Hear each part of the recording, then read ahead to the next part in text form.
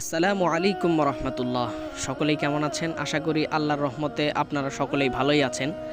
তো অনেক দিন হলো বন্ধুদের সাথে কোথাও ঘুরতে যাওয়া হয় না, তাই ভাবলাম একটু খেজুরের রস খাওয়া যাক। ঘোরাঘুরিও হবে, সাথে খেজুরের রসও খাইলাম। শীতের দিন সকালবেলা একটু খেজুরের রস খাইলে ভালোই লাগে। তো যেই কথা সেই কাজ, ফজরের নামাজ পড়ে সকল বন্ধুরা মিলে একসাথে বের হয়ে পড়লাম। ইতিমধ্যে আমাদের গাড়ির তেল শেষ, আমরা তেল ভরার জন্য একটা পাম্পে গিয়ে দাঁড়ালাম। পাম্পে গিয়ে তেল ভরে আবার আমরা মোটর সাইকেল স্টার্ট করলাম।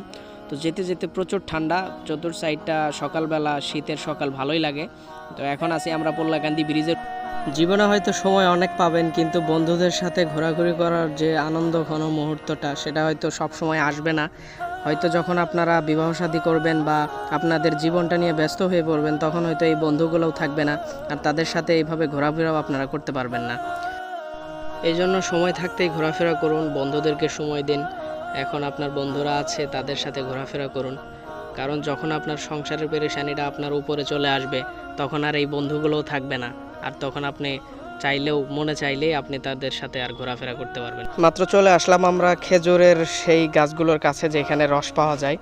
মূলত এখানে আসার উদ্দেশ্যটা হচ্ছে, আমাদের এই বন্ধুটা দেখতে পাচ্ছেন, তার বাড়ি হচ্ছে ময়মনসিংহ। সে আমাদের এই দিকেই চাকরি করে, তার পেশাগত যোগ্যতা সে একজন হাফেজ। তার জন্যই মূলত আসা আমাদের, কারণ সে বলছে ভাই খেজুরের রস খাইনি কোনো দিন। আর তারপরে হচ্ছে তোমাদের দেওয়ানগঞ্জের সুগার মিলটাও দেখা হয়নি। খেজুরের রস খাওয়া শেষ করার পরে আমরা চলে আসলাম সুগার মিলের ভিতরে।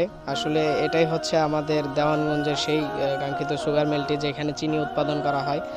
আর আগেই বলে রাখি, আপনারা যারা এখানে ঘুরতে যাইতে চান বা যারা এখনও যাননি বা যাইতে চাইতেছেন, তারা অবশ্যই শুক্রবারের দিন যাবেন। কারণ শুক্রবার ছাড়া যদি যান, হয়তো আপনারা ঢুকতে নাও পারেন। কারণ শুক্রবার ছাড়া বাকি জনসাধারণের জন্য, অর্থাৎ সাধারণ লোকজন সেখানে শুক্রবার ছাড়া ঢুকতে পারে না, আমরা যতটুকু কথা বলে জানছি। তো এই সাইডটা হচ্ছে ময়লারই আবর্জনা স্তূপ। এইখানে আসলে মেলের যত ময়লা পানি আছে সব এইখানে চলে আসে।